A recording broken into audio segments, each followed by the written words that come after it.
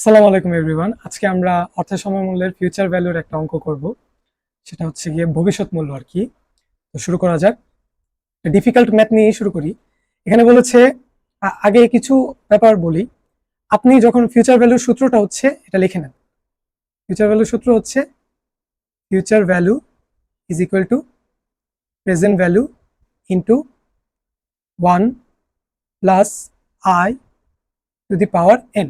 ওকে, তো এখানে হচ্ছে এফবি হচ্ছে আমার ভবিষ্যৎ মূল্য। সরি, আমার হ্যান্ডরাইটিং খুব খারাপ আসছে, আমার এটাতে রাইট করার হ্যাবিট নেই। আর পিভি হচ্ছে গিয়ে আমার বর্তমান মূল্য। আমার আই হচ্ছে, সরি এটা কিন্তু 1, ঠিক আছে। আর এটা হচ্ছে আই, আই হচ্ছে আমার ইন্টারেস্ট রেট। এটা আমার কোয়েশ্চেনে দেওয়া থাকবে, ঠিক আছে। এই জিনিসটা আমার কোয়েশ্চেনে দেওয়া থাকে। এটা ইট could B 10%, it could B 12%, যে কোনো অ্যামাউন্ট হতে পারে। এটা আমার কোয়েশ্চেনের উপর ডিপেন্ড করবে। আর এন হচ্ছে আমার নাম্বার অফ ইয়ার্স।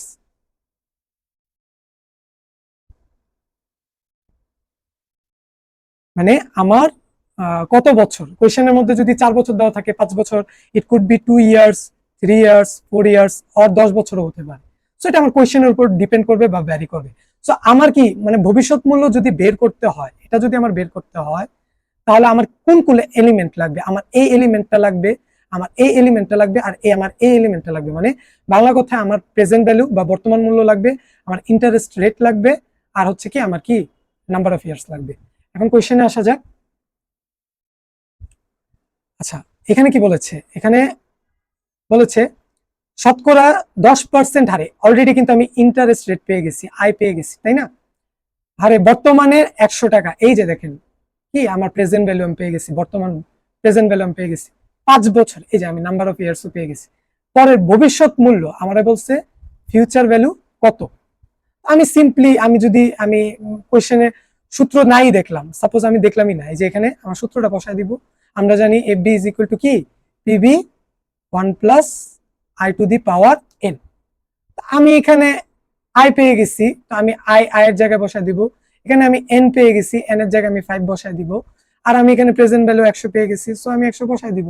তাহলে আমার যত ক্যালকুলেশন হবে, সে ক্যালকুলেশন করলেই তো আমি আমার ফিউচার ভ্যালু পেয়ে যাব, তাই না? এখন দেখি আমরা এখানে কি, এই যে বর্তমান মূল্য 100 টাকা, সুদের হার 10%।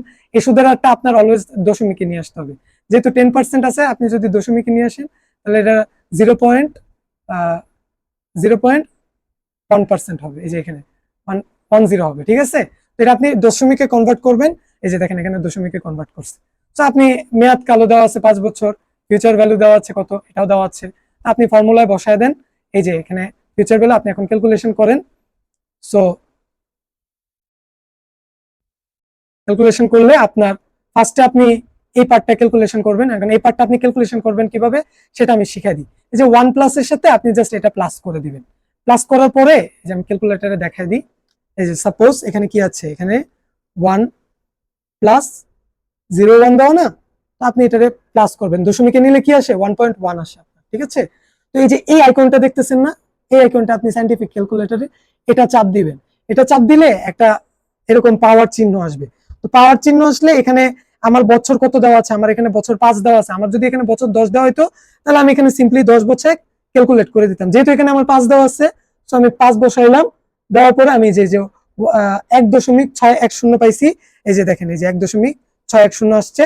তো 100-র সাথে আমি কি সেটা গুণ করে দিলেই আমার কি 161 টাকা। তো বর্তমানের 100 টাকা 5 বছর পরে আমার কত, 161 টাকার সমান।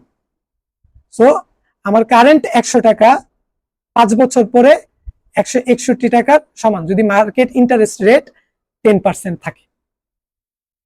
এখন বুঝতে পারছেন অর্থের সমমূল্য করা কেন ইম্পর্টেন্ট? সাপোজ আপনি একটা ইনভেস্টমেন্ট করতেছেন, আপনি আজকে 10 লাখ টাকা ইনভেস্ট করলেন।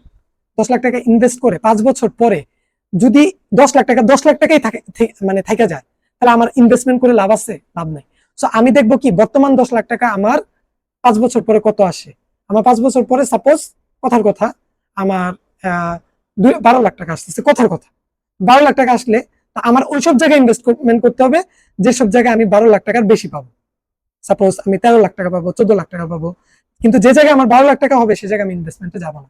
কারণ আমার বর্তমান টাকাটা যা আছে, ফিউচারে আমার 5 বছর পরে তাই রয়ে গেল, ঘুরে ফেলা, মানে ক্রয় ক্ষমতা তাই রয়ে গেল। সো আমার কি লাভ হবে? হবে না। সো আমাদের ফিনান্স বোঝা খুবই খুবই খুবই খুবই দরকার। স্পেশালি আপনি যখন এই যে ডিএসসি তে, ঢাকা স্টক এক্সচেঞ্জ কমিশন, এখানে যখন আপনি ট্রেডিং করবেন, বা আপনি যখন স্টক কিনা বেচা করবেন, বা আপনি যখন সঞ্চয়পত্র কিনবেন, বা এফডিআর করবেন, ফিক্সড ডিপোজিট ব্যাংকের, এসব কনসেপচুয়াল ব্যাপার আমি আপনাদেরকে শিখিয়ে দিব। সো তখন আপনাদের জন্য এটা খুবই খুবই খুবই গুরুত্বপূর্ণ। সো এই যে দেখেন এখানে বলে দিচ্ছে ধারণা বর্তমানের 100 টাকা যে মূল্য, সুদের যদি 10%-এ 5 বছর পরে 161 টাকার সমান মূল্য বহন করবে।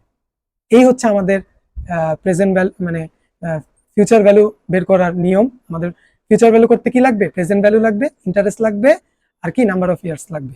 যদি এরকম সিম্পল ওয়েতে বাৎসরিক বলা থাকে। এখন এখানে আবার একটা কাহিনী আছে, আপনি যদি এটা বাৎসরিক সুদ দেন তাহলে আপনি এই সিস্টেমে অঙ্ক করবেন। যদি আপনার সুদের ইন্টারেস্টটা যদি আপনার মান্থলি বেসিস হয়, বাৎসরিক না হয় আপনি প্রতি মাসে দেন, আবার আপনি দ্বিমাসিক মানে দ্বিমাসিক দেন, তাহলে আপনার কি, বা আপনি যদি সাপ্তাহিক দেন, তখন আপনার ইকুয়েশন গুলো কি চেঞ্জ হবে। ঠিক আছে, এই হচ্ছে আমার ফিউচার ভ্যালু অঙ্ক। আজকের জন্য এটুকুই। নেক্সট ক্লাসে আমরা প্রেজেন্ট ভ্যালুর অঙ্ক করব। Do subscribe the channel. আসসালামু আলাইকুম।